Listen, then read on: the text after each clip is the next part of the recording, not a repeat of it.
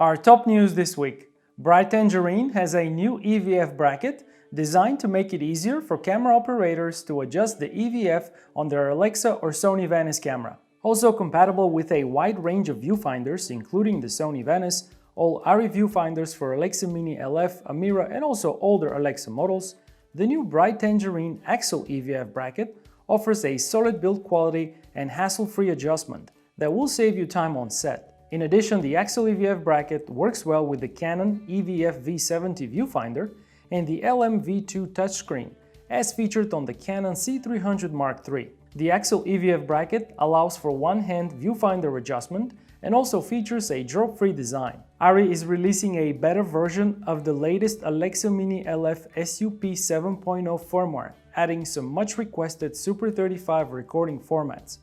New recording options in Super 35 mode include 3.4K as well as 2.8K 4:3 anamorphic option.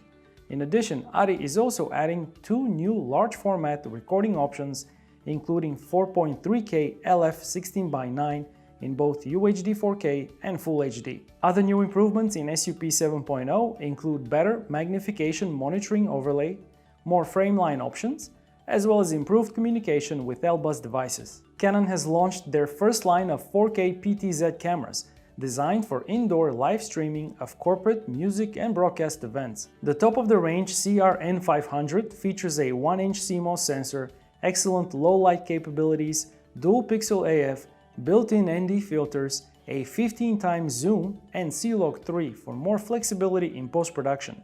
In addition, the lineup also includes the CRX500, which adds water and dust resistance, making it suitable for outdoor filming, including sports, news, weather coverage, and also other broadcast applications. Deliveries are expected to commence sometime in the summer. And that's it for this week. We'll be back next week with more news in 90 seconds.